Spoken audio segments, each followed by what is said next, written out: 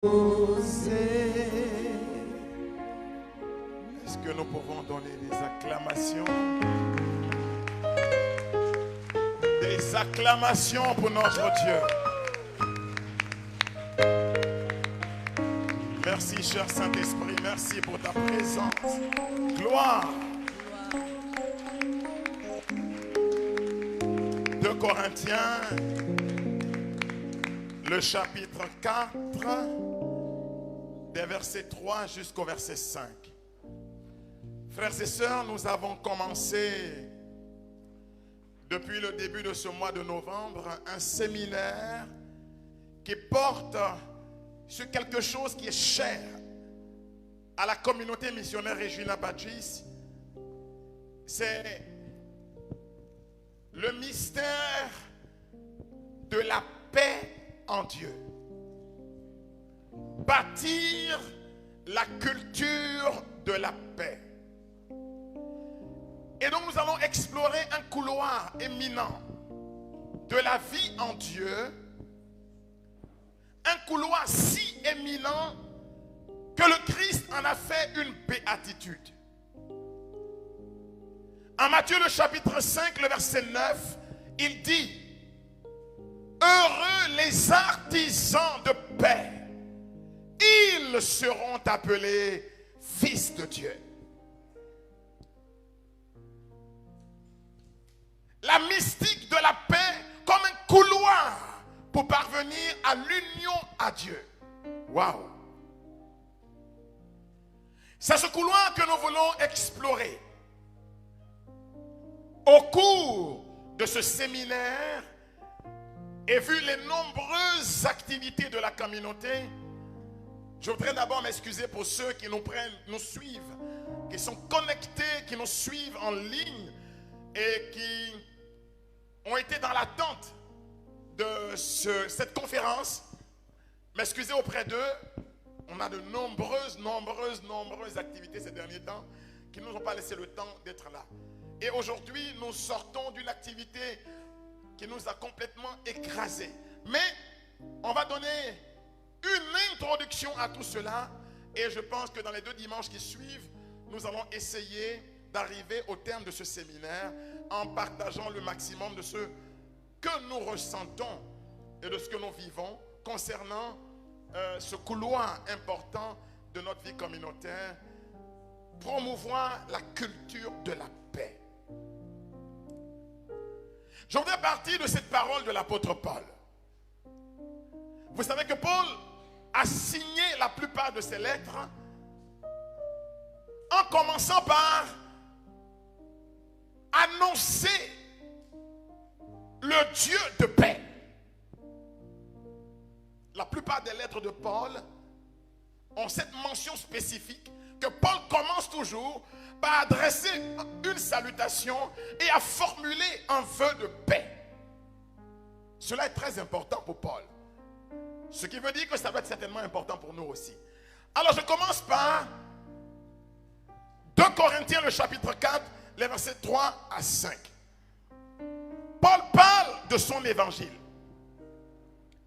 Car pour Paul et à l'époque de Paul, il y a plusieurs annonces de l'évangile. Paul insiste pour dire qu'il a lui son évangile. Et il dit que même si un ange venu du ciel vous communique un message différent de l'évangile que lui Paul annonce, et que si lui-même Paul revenait sur les propos de l'évangile qu'il annonçait, qu'il soit anathème. Car le message de l'évangile qu'il annonce n'est pas un message propre à lui, mais c'est la révélation de l'évangile du Christ tel que cela lui a été communiqué et tel que cela a été certifié et approuvé par l'Église de Dieu dont Pierre était la figure principale. Tu es Pierre et sur cette pierre je bâtirai mon Église. Progressons dans ce que nous voulons communiquer ce soir. Paul parle de l'évangile. Et voici ce que Paul dit. 2 Corinthiens le chapitre 4, le verset 3 au verset 5. Si notre évangile est encore voilé, Paul dit que l'évangile pour beaucoup est encore voilé. Conséquence, Ils annoncent des contrefaçons de l'évangile où ils suivent des chemins qui ne sont pas l'évangile pour Paul. Paul dit, si notre évangile est voilé, il est voilé pour ceux qui périssent. C'est pour ceux qui se perdent que l'évangile est voilé. Pour les incrédules, c'est pour les incrédules que l'évangile est voilé. Dont le Dieu de ce siècle a aveuglé l'intelligence. Car le Dieu de ce siècle a aveuglé leur intelligence. Afin qu'ils ne voient pas briller la splendeur de l'évangile de la gloire de Christ. Pour qu'ils ne voient pas briller la splendeur de l'évangile, la splendeur de la gloire de l'évangile du Christ. Paul parle d'un évangile de gloire dont la lumière doit briller. Quel est cet évangile de gloire dont la lumière doit briller? Parce que beaucoup, certainement, quand on leur a parlé d'un séminaire sur la paix, ils se disent, ça c'est quoi ça encore? Paul parle d'un évangile de gloire dont la lumière doit resplendir. Alors je voudrais interroger Paul pour qu'il nous dise c'est quoi l'évangile de gloire dont la lumière doit briller pour les hommes. C'est quoi cet unique évangile? Cet évangile absolument indispensable. Cet évangile puissant. Cet évangile dont toi et moi, nous devons recevoir la lumière et l'éclat. J'interroge Paul et Paul me dit, Éphésiens, le chapitre 6, le verset 15. Je rappelle, je suis en train de faire, je procède par la méthode démonstrative. Paul dit qu'il y a un évangile qui s'appelle l'évangile de gloire. Est-ce que vous êtes avec moi? Ce n'est pas un évangile banal. Ce n'est pas un évangile de bas quartier, de bas couloir. Il dit un évangile de gloire. Vous savez, Paul est quelqu'un qui vit comme une sorte d'extase devant le mystère de Dieu. Paul est en extase devant la bonne nouvelle de l'évangile. Il dit que l'évangile est un évangile de gloire. Alors j'interroge Paul, c'est quoi l'évangile de gloire? Je veux comprendre. Paul me dit, Éphésiens, le chapitre 6, le verset 15. Écoutez bien. Mettez pour chaussures à vos pieds. Paul dit, chaussez-vous. Chaussez-vous. Mettez pour chaussures à vos pieds le zèle que donne l'évangile. Mettez à vos pieds pour chaussures le zèle. Vous voyez que quand Paul dit un évangile de gloire, on sent son zèle pour l'évangile.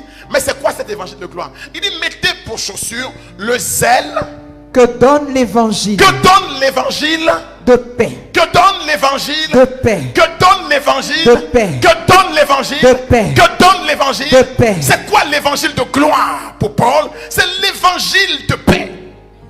Amen. Non, je n'ai pas entendu votre amen. Amen. Votre amen n'est pas venu jusqu'à moi. Amen. Paul dit que dans les niveaux de compréhension de l'évangile, évangile veut dire bonne nouvelle. Dans les nouvelles bonnes, les nouvelles qui concernent le mystère de Dieu, tel qu'annoncé, je voudrais vous annoncer un chemin éminent pour atteindre une nouvelle extraordinaire, un évangile de gloire. Alors je dis à Paul, mais c'est quoi l'évangile de gloire? Paul dit, dans la catégorie des annonces de l'évangile, le chemin éminent pour atteindre l'évangile de gloire, c'est de comprendre que l'évangile de gloire, c'est l'évangile de paix. C'est l'évangile de paix. C'est l'évangile de paix. Quelqu'un m'a suivi? Amen. Amen. Touche ton voisin, dis, assieds-toi bien, on va commencer à monter maintenant. Assieds-toi bien, on va commencer à monter maintenant. Il faut qu'on monte. Pour Paul, l'évangile de gloire, c'est l'évangile de paix. Paul est en train de nous montrer que dans la transmission de la bonne nouvelle, il y a des paliers à franchir. Amen. Or, quand je regarde la vie de Jésus-Christ, Jésus-Christ ne commence son évangile, sa bonne nouvelle, en annonçant la paix qu'au lendemain de sa résurrection. Quand vous prenez les 4 évangiles, avant la résurrection, Jésus dit lui-même qu'il n'est même pas venu pour annoncer la paix. Mais quand il sort du tombeau, quand il a accompli sa mission, quand il est établi dans une autre dimension, il commence toujours par dire: la paix soit avec vous. Dominus vobiscum, la paix soit avec vous. Voilà pourquoi cette expression a été canonisée dans l'église et devient le salut par lequel l'évêque, successeur des apôtres, commence la célébration. Quelqu'un m'a suivi? Amen. Quelqu'un m'a suivi? Amen. En tout point de notre planète, quand un évêque pontifie la messe, quand il officie, la première parole qu'il adresse à l'église rassemblée autour de lui, c'est: la paix soit avec vous. Je suis le porteur de l'évangile de paix, c'est-à-dire de l'évangile de la gloire. Quelqu'un m'a suivi? Amen. Est-ce que quelqu'un m'a suivi? Amen. Est-ce que quelqu'un m'a suivi? Amen. Non, dis: il y a évangile, il y a évangile. Il y a évangile, évangile. Il y a une progression dans la lumière. Le Verbe incarné, Jésus-Christ venu dans la chair, ne commence pas son ministère en proclamant un évangile de paix. Il annonce une bataille. Mais quand il a remporté la bataille, il proclame maintenant un évangile de paix. C'est l'évangile du règne de Dieu. Amen. Quelqu'un m'a suivi? Amen. En Isaïe 53, Isaïe dit: et le châtiment qui nous donne la paix est tombé sur lui. Est-ce que quelqu'un a entendu ce que je viens de dire? Amen. Parce que je n'ai pas entendu votre amen. Amen. Il dit: le châtiment qui nous donne la paix est tombé sur lui. La paix a été une conquête de Jésus. C'est l'insigne de son autorité. C'est l'insigne de sa victoire. Amen. C'est l'insigne de son triomphe. Amen. C'est l'insigne de son règne. Amen. Le châtiment qui nous donne la paix est tombé sur lui. Et par ses meurtrissures, nous sommes guéris. Quelqu'un m'a suivi? Amen. Il y a une progression dans la lumière. Et nous montons de gloire en gloire. Dans ce séminaire, nous irons de gloire en gloire. Amen. Parce que nous avons scruté une demeure qui s'appelle Domus Pacis, la demeure de paix. Est-ce que quelqu'un peut dire Domus Pacis? Domus Pacis. La Regina Pacis habite une maison qui s'appelle Domus Pacis, la demeure de paix. C'est la demeure de la gloire.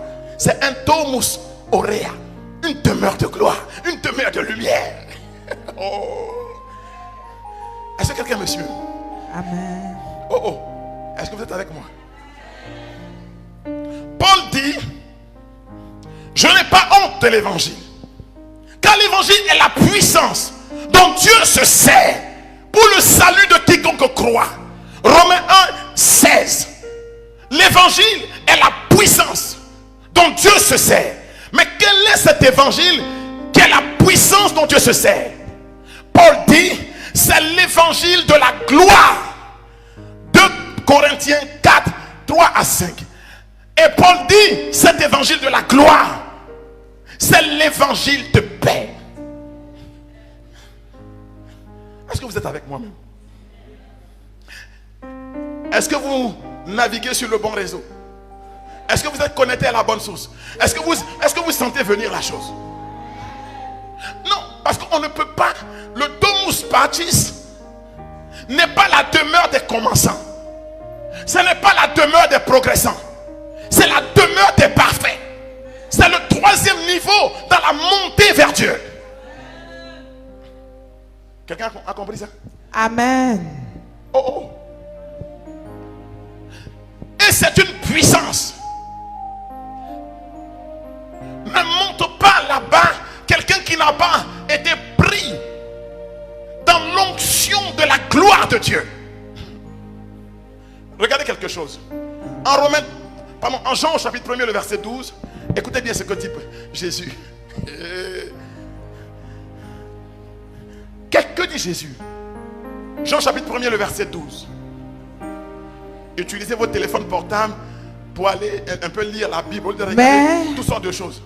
Mais à tous ceux qui l'ont reçu, à tous ceux qui l'ont reçu, à ceux qui croient en son nom. Écoutez bien, il y a quelque chose que Dieu veut déclarer. Mais Jésus déclare ça pas pour n'importe lequel des croyants, pas pour n'importe lequel des citoyens lambda qui qui serait dans la maison de Dieu.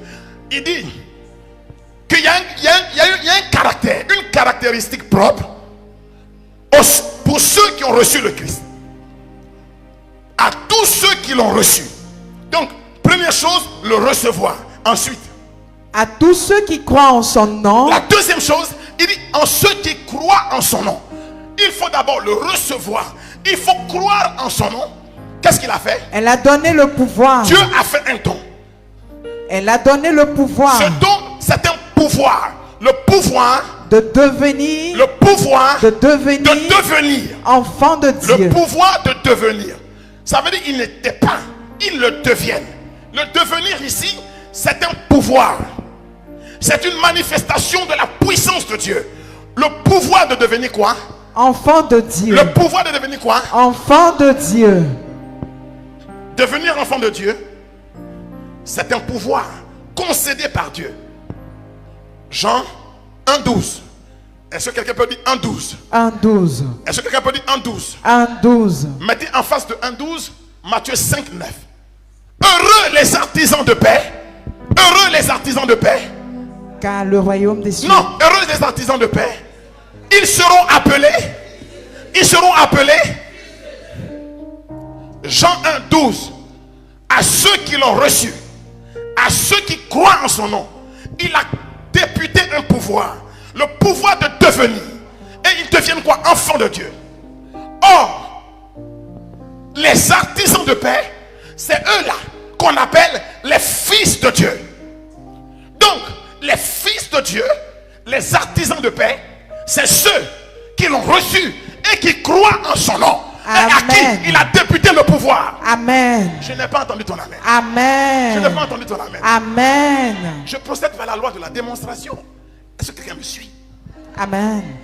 N'est pas artisan de paix qui veut. On ne joue pas dans la division des commençants. On ne joue pas dans la division des progressants.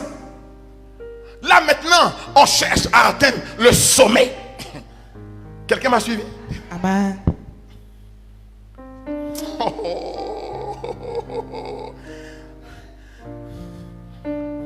Les fils de la Regina Baptiste n'ont pas pour vocation de marcher en bas, mais ils ont pour vocation d'aller vers le haut. Je n'ai pas entendu ton amen. Mais vous ne pouvez pas revêtir l'habit dont la couleur est le reflet des choses d'en haut, bleu, le ciel, et puis vivre pour les choses d'en bas. Non, je refuse. Je refuse. La médiocrité ne doit même pas faire partie de notre ADN. Non. En fait, la tenue que tu portes est une invitation à monter. La Domus Baptis, c'est la demeure de ceux qui montent. Oui. Oui.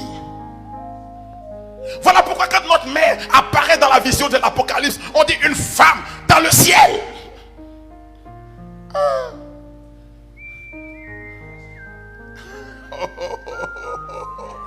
Oh my God. Paul dit,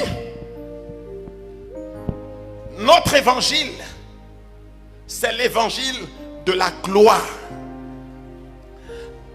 2 Corinthiens 4, le verset 5. Or, l'évangile de la gloire, c'est l'évangile de paix. Éphésiens 6, le verset 15.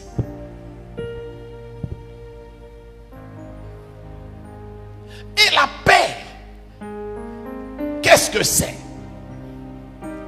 La paix, qu'est-ce que c'est? Pour Paul, la paix, ce n'est pas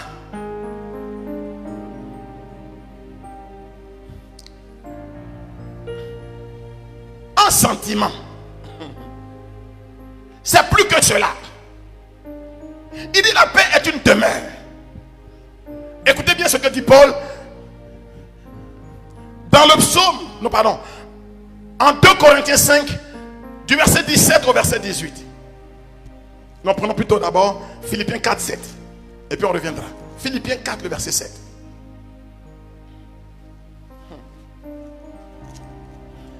Je veux que tu ressentes quelle est ta vocation? Pourquoi devenir un artisan de paix? Pourquoi marcher derrière la Regina Pacis? Pourquoi travailler pour la gloire de Jésus, le prince de paix? Pourquoi? Le concept de paix, ça renvoie à quoi pour nous? Ça veut dire quoi pour nous? Est-ce que c'est un peu sentiment de calme, de quiétude, de tranquillité, de non-guerre? Non, c'est plus que ça. Dis à ton voisin, c'est plus que ça. En Philippiens, le chapitre 4, le verset 7, écoutez l'une des paroles prononcées par Paul. Et la paix de Dieu. Prends à partir du verset 6 pour venir. Ne vous inquiétez de rien. Paul dit, ne vous inquiétez de rien. Mais en toute chose. Mais en toute chose. Faites connaître vos besoins. Faites connaître à Dieu vos besoins. Faites connaître vos besoins à Dieu par des prières. Par des prières. Et des supplications. Des supplications. Avec des actions de grâce. Avec des actions de grâce. Et la paix de Dieu. Écoutez, la paix. Qu'est-ce qu'il dit? Et la paix de Dieu. Et la paix de Dieu. Parce qu'il y a une paix qui est une paix humaine. Ah. Amen. Mais la paix de Dieu, qu'est-ce que c'est? Parce que là, ce soir, nous ne parlons pas du concept de paix ramassé au rabais. Nous parlons de la paix de Dieu. Quelqu'un me suit? Amen. Et la paix de Dieu, quelle est la fonction de la paix de Dieu? La paix de Dieu a un ministère. La paix de Dieu a un rôle. Oh yes. La paix de Dieu a une fonction. Oh yes. Que fait la paix de Dieu? La paix de Dieu, c'est quelqu'un. Que fait-il? Et la paix de Dieu. Et la paix de Dieu qui surpasse. Qui surpasse. Qui vole au-dessus. Toute intelligence. De toute intelligence. De toute manière de concevoir la paix. Ou de travailler pour la paix ou la non-paix. La paix de Dieu qui surpasse. Quand vous êtes établi dans la paix de Dieu, vous surpassez. Vous Amen. survolez. Amen. Et la paix de Dieu qui surpasse toute intelligence Gardera vos cœurs. Gardera vos cœurs. Et vos pensées. Et vos pensées. En vos Jésus. cœurs et vos pensées. En Le ministère Jésus. de la paix de Dieu, c'est de garder nos cœurs. Alléluia. Et de garder nos pensées. Amen. En Jésus-Christ. C'est-à-dire que celui qui est dans la paix de Dieu ne peut plus sortir du chemin de Christ, car son cœur et ses pensées sont sécurisés en Dieu. Amen. Amen. Non. Quand vous avez trouvé la paix de Dieu, vous avez atteint le sommet. Vous êtes dans la quiétude parce que votre vie est sécurisée. Accélère, papa.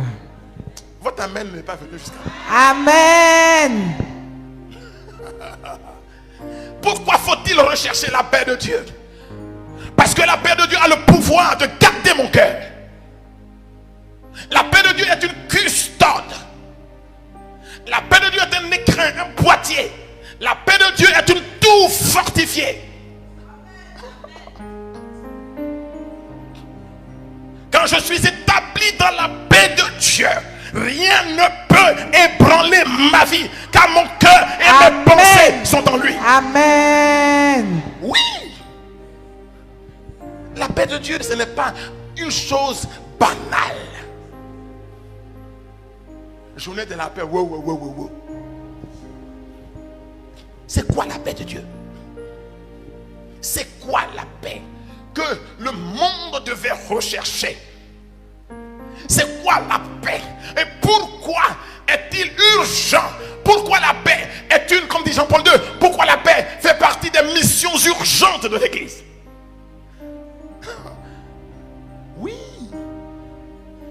Je peux avancer là? Accélère. Je peux avancer? Accélère, papa. Non, quand l'Église fait des choses, on pense que c'est des choses banales. Non, mais pourquoi non? C'est pourquoi, mais c'est pourquoi? Non.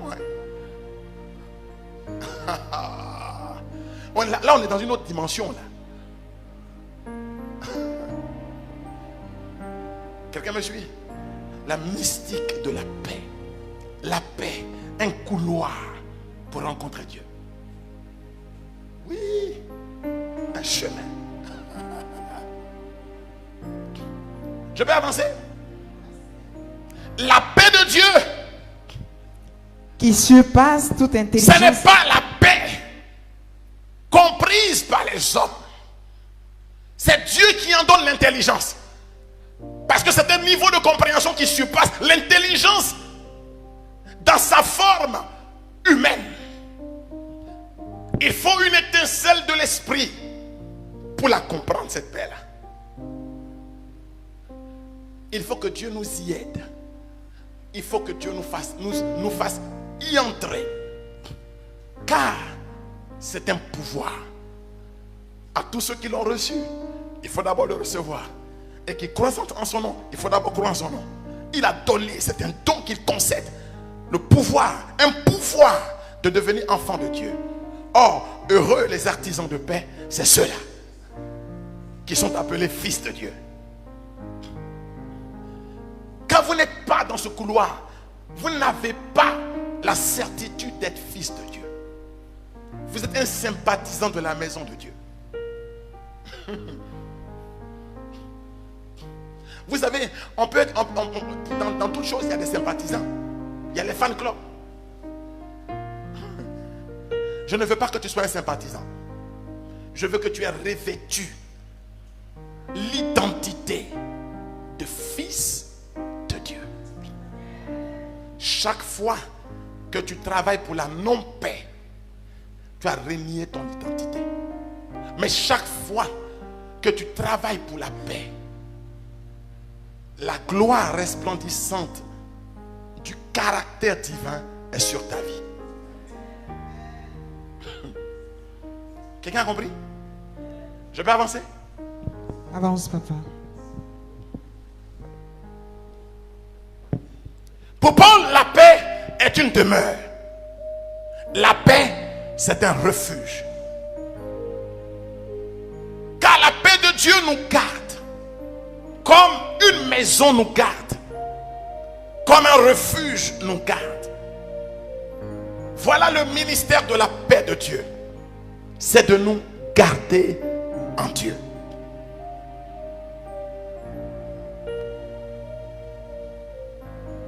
Quand les disciples de Jean-Baptiste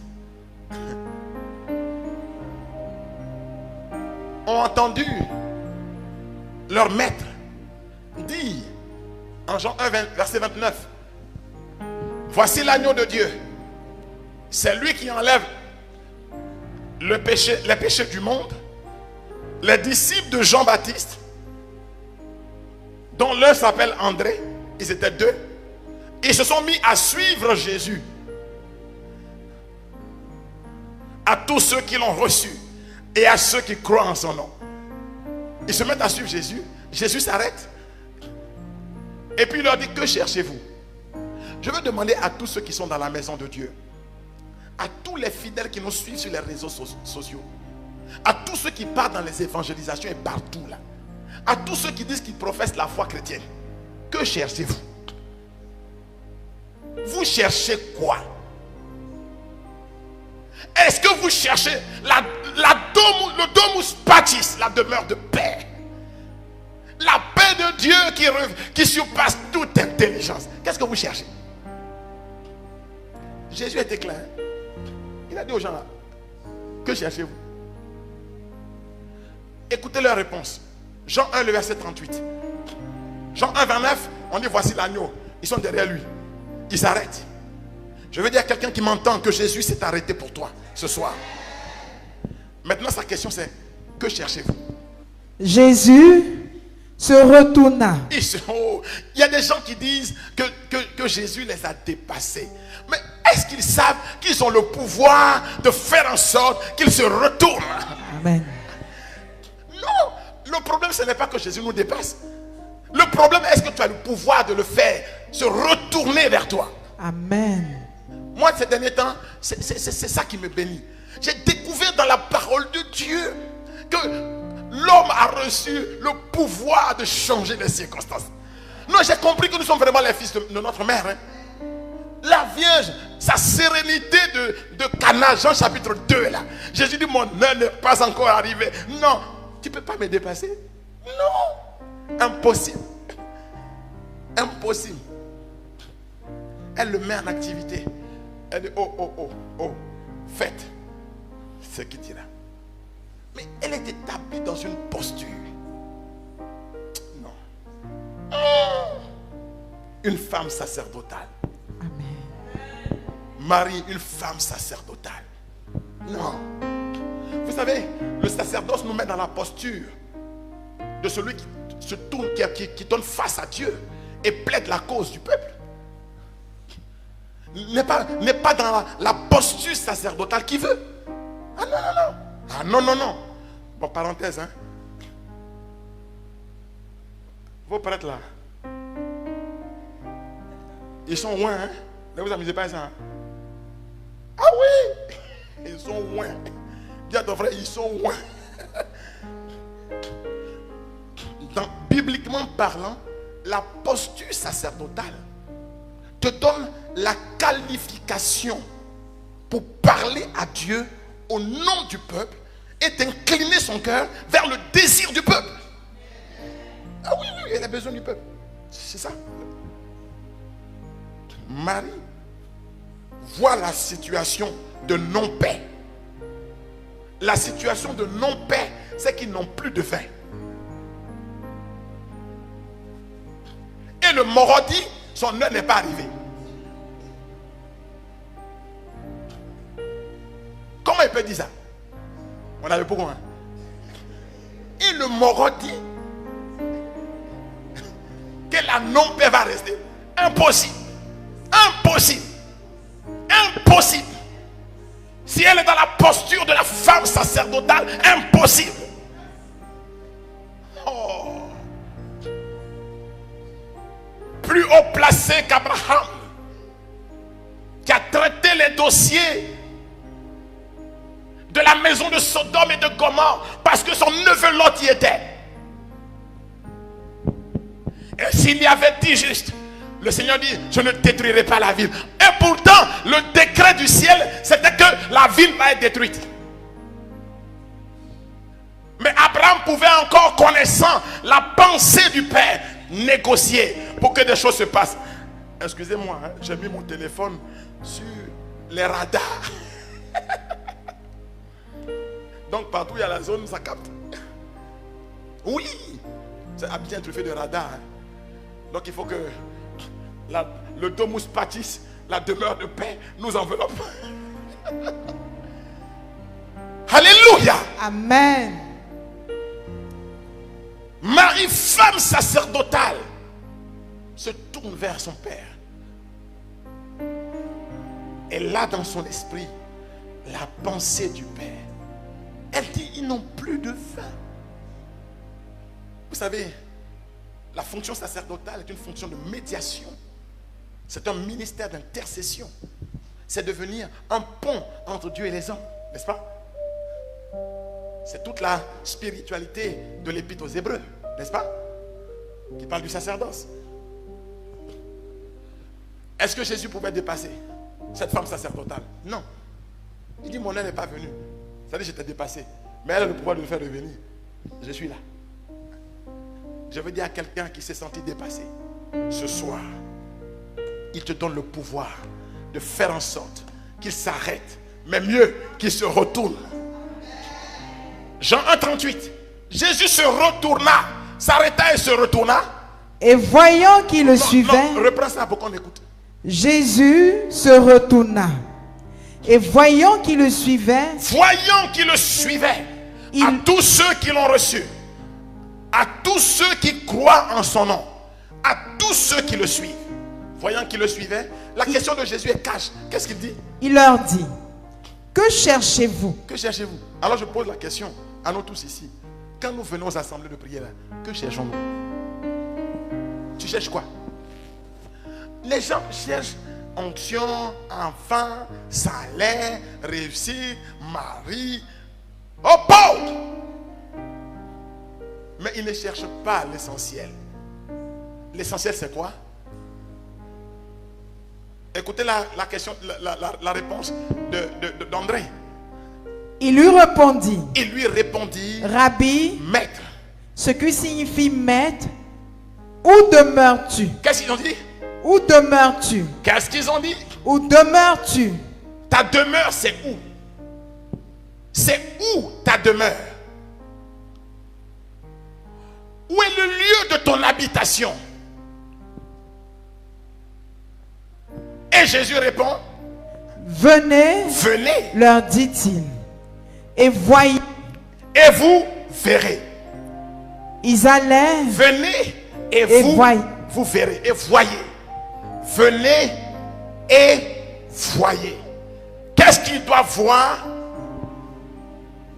La demeure, le domus pacis, la demeure de paix. Je vous ai cité l'épître aux Éphésiens, et le Dieu de paix vous gardera. Ils doivent demeurer auprès de lui, là où ils seront gardés. Il dit venez et vous voyez, vous verrez. Mais qu'est-ce qu'ils doivent voir? Qu'est-ce qu'ils doivent voir? Jean 14, le verset 9. Qu'est-ce qu'ils doivent voir? C'est quoi la paix? Ou c'est qui la paix? Jésus dit à tous les chrétiens et à tous ceux qui sont les suiveurs de Jésus, vous devez voir quelque chose. Mais c'est quoi ce quelque chose? Jésus lui dit, prends à partir du verset 8. Philippe lui dit, Seigneur, montre-nous le Père. Hein? Il y a quelque chose que nous devons voir. Qu'est-ce que nous devons voir? Philippe dit quoi? Montre-nous le Père. Qu'est-ce que nous devons voir? Montre-nous le Père. Nous devons voir le Père. Et ce que nous devons voir, c'est le Père. N'est-ce pas? Et qui est Jésus? Verset 9. Jésus lui dit, il y a si longtemps que tu es chrétien, que tu viens aux assemblées, que je suis avec vous. Et tu ne sais même pas. Tu n'as pas posé la question. Tu n'as pas répondu à la question. Que cherchez-vous? Que je suis avec toi. Et puis quoi? Et tu ne m'as pas connu. Je suis avec toi et tu ne me connais pas. Car Philippe, celui qui m'a vu, a vu le Père. A vu le Père. A vu le Père. Quelqu'un m'a suivi? Qui m'a vu a vu le Père. Maître, où tu demeures? Venez, vous verrez. Qu'est-ce que nous devons voir? Le Père. Le Père. Et quel est le visage du Père? C'est le Fils. N'est-ce pas? Amen. Mais le Fils c'est qui? Le Fils c'est notre Père. Le Fils c'est notre Père. Et la paix de Dieu qui surpasse toute intelligence nous gardera. Qui est celui qui nous garde? C'est le Fils. Il nous garde où? Dans le Père. La paix, qu'est-ce que c'est? La paix, c'est le climat qui réside à l'intérieur de la Trinité. La paix, c'est le climat, c'est l'atmosphère qu'il y a à l'intérieur de la Trinité. Recevoir la paix, c'est la participation à la vie qui est à l'intérieur de la Trinité. C'est demeurer à l'intérieur de la Trinité. Vous avez compris ça? Je reprends pour vous. C'est fort.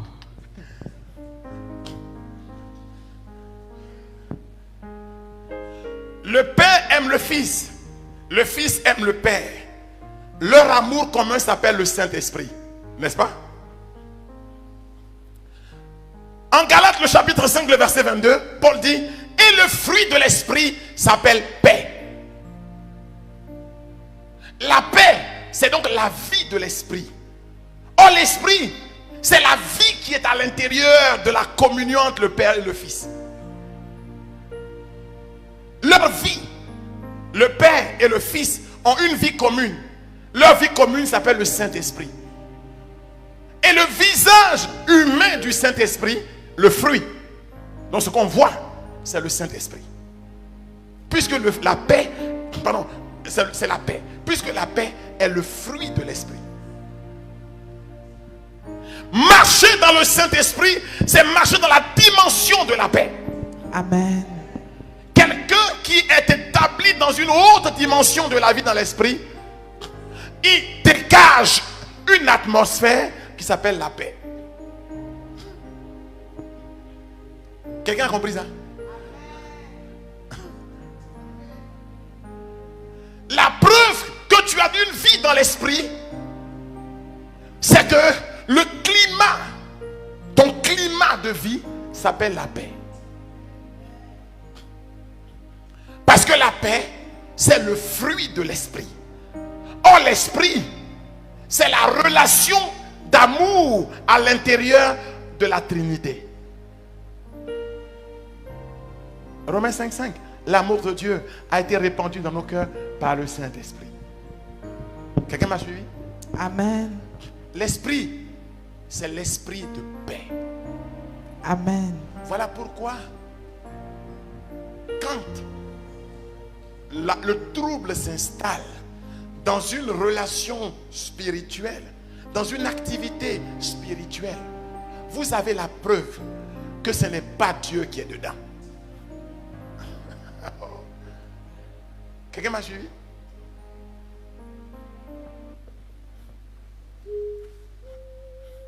J'avance. Avance, papa. Pour Paul, il y a donc une différence entre la paix des hommes et la paix de Dieu. La paix des hommes, qu'est-ce que c'est? La paix des hommes se définit comme un état de quiétude apparent, un état de non-gain, n'est-ce pas? Un état de calme. Mais le calme, quand vous allez quelque part, c'est comme c'est paisible. C'est pas ça? Quand personne ne vous énerve, je suis en paix. Les mamans, quand vos enfants ne crient pas à la maison, ne pleurent pas, je veux la paix, mais je suis en paix. Donc, on a une compréhension de la paix. Pour nous, la paix, c'est quand notre environnement est un environnement de quiétude. C'est pas ça? En bon français, on appelle ça la paix négative. La paix négative. Par exemple,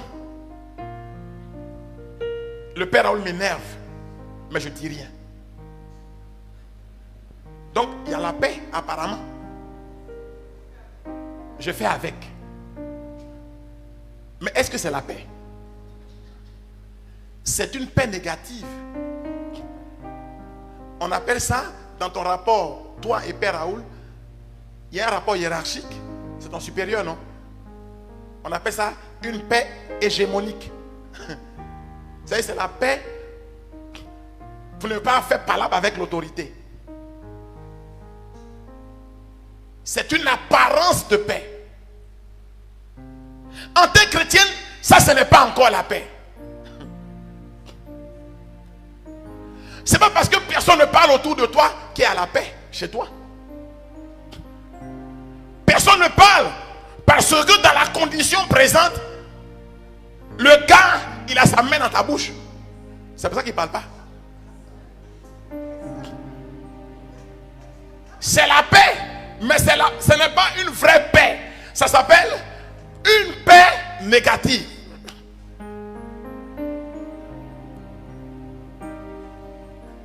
Aïe, pourquoi on dit j'attrape mon cœur?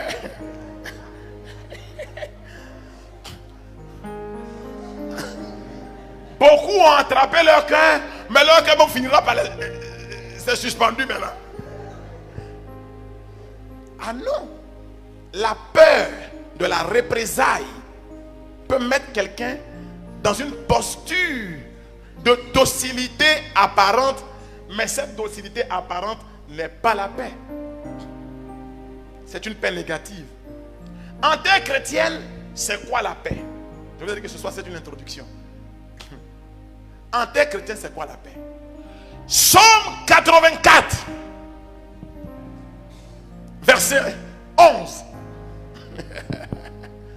En terre chrétienne, c'est quoi la paix?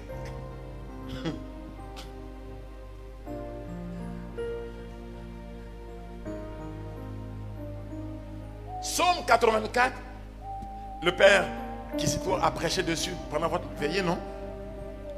Amour et vérité se rencontrent, justice et paix s'embrassent. En terre chrétienne, la paix, c'est le fruit de la justice. Quelqu'un me suit? Si quelqu'un me donne une apparence de paix parce qu'il a peur de la représailles, il vit dans le mensonge. La paix n'est pas là. C'est une guerre qui est différée. Parce que quand il sera en position de force, je verrai que la paix n'existait pas.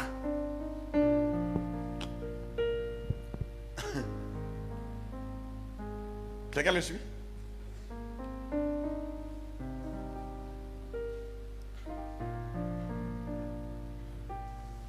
La paix positive,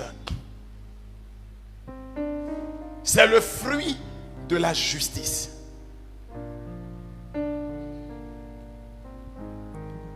Comment? Tu peux dire ça, oui? Mieux vaut un jour dans tes parvis que 1000 ailleurs. Je préfère me tenir sur le seuil de la maison de mon Dieu plutôt que d'habiter sous les tentes de la méchanceté. Non, là tu as lu le psaume 80. Ça dépend des versions de la Bible. Hein. C'est 85 chez vous, non? Voilà. La bonté et la fidélité se rencontrent. La justice et la paix s'embrassent. Justice et paix s'embrassent. Ça veut dire que la paix et la justice, c'est la même chose. Comme l'homme et la femme, dans les épousailles, dans l'étreinte, deviennent une seule chair. Donc, de la même façon, la justice et la paix, c'est les deux faces d'une même réalité.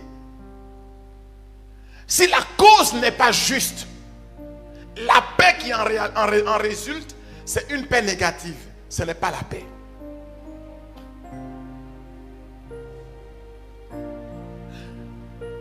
Un homme trompe son épouse. Mais comme elle ne peut pas détruire son mariage, elle consent à rester. Mais est-ce que tu es sûr que l'atmosphère qui est là, c'est la paix? Ça, on appelle ça attraper son cœur. Je ne sais pas si vous comprenez. Tu as mis à mort le parent d'un tel. Et puis il ne dit rien. Est-ce que c'est la paix? Alors, Paul dit que la paix pour nous chrétiens, c'est quoi? C'est d'abord un don. Le don du Dieu juste. Ensuite, la paix, c'est le fruit de l'esprit. Enfin, il dit la paix, c'est une mission que nous devons accomplir. Et cette mission, il appelle ça le ministère de la réconciliation. Parce que il y a des conflits qui éclatent, mais plus nombreux sont les conflits étouffés dans nos communautés là. Alors nous devons comprendre que l'une des missions impérieuses et urgentes de l'Église, c'est de travailler à faire naître la paix dans le cœur des hommes. C'est ça. Et ça passe par les guérisons intérieures. Ça passe par les réconciliations. Et Saint Séraphine de Sarov dit, et quand la paix est là, ça se voit, parce que tous ceux qui sont autour trouveront la paix. Oui, nous devons prier pour que vienne le règne du Christ qui n'est autre qu'un règne de paix. Dimanche prochain, je vais approfondir avec vous la question de la définition de la paix et je voudrais vous présenter les 10 visages de la paix chez Saint Augustin. Et comment entrer dans la dynamique de la paix. Mais ça sera la conférence du dimanche prochain. Que Dieu vous bénisse. Amen. Alléluia. Est-ce qu'on peut se tenir debout et donner une offrande d'acclamation? Amen. Est-ce qu'on peut acclamer le Seigneur pour la vie de notre Père? Acclame le Seigneur pour cette nourriture consistante donnée par le Saint-Esprit au canal de son serviteur. Alléluia. Alors ce soir, moi je voudrais plutôt vous dire une chose importante. C'est un instant.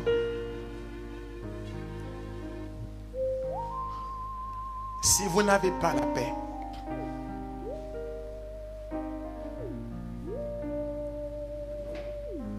votre environnement devient toxique. Et Jésus n'a pas encore remporté toutes les batailles en vous. C'est pourquoi dimanche prochain, je vous en supplie, ça va être une soirée de guérison.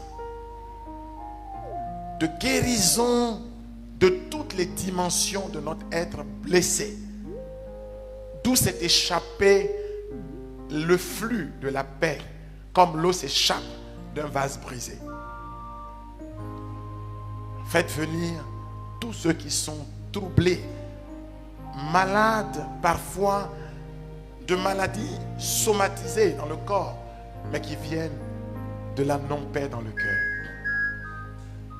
Dimanche prochain, les pères de la maison seront peut-être disponibles pour le sacrement de la confession. Ce que vous ne pouvez pas dire à Pierre ou à Paul, dites-le en confession. Et nous allons avoir un grand moment de prière, je l'espère, devant le Saint-Sacrement, pour que nos cœurs soient brûlés. Que tout ce qui est non-paix, est germe de conflit en nous, tout ce qui est douleur emmagasiné en nous, le Seigneur puisse nous en purifier. Pour que nous puissions respirer et aller au large. Pour que notre vie spirituelle décolle. Beaucoup de gens ont un potentiel, vous ne pouvez pas savoir tout ce qui s'est accumulé dans leur vie en termes de d'onction, mais ne peuvent pas être déployés parce qu'il y a ça qui bloque. Que le Seigneur nous décharge. Pour que nous ayons un regard franc, un regard limpide. Car dans la mixité chrétienne, on dit que le regard doit être le reflet du cœur. Que ton regard ne soit pas fermé à cause des douleurs que tu tiens dans ton cœur. Je propose que tous ceux qui le peuvent observent au moins une journée de jeûne. Parce que dimanche prochain, ça sera chaud. Et il va falloir que nous ayons un sentiment de compassion les uns pour les autres. Parce que tu seras peut-être surpris de voir quelque chose se déclencher dans la vie de quelqu'un que tu prenais comme une star, un héros. Mais les héros ont leur fragilité. Les héros ont leur faiblesse. Et ils ne cessent pas d'être héros parce qu'ils ont des faiblesses. Mais c'est justement parce qu'ils assument des faiblesses qu'ils sont des héros. Mais que Dieu leur donne la main pour qu'ils soient déchargés de leur fardeau. Dimanche prochain, nous serons déchargés de beaucoup de choses. Tous ceux qui nous suivent par la connexion Internet, en tout cas, ils n'ont qu'à être aussi dans de bons endroits. Parce que la main de Dieu n'est pas courte pour nous localiser là où nous sommes. Qu'il vous bénisse. Amen. Amen.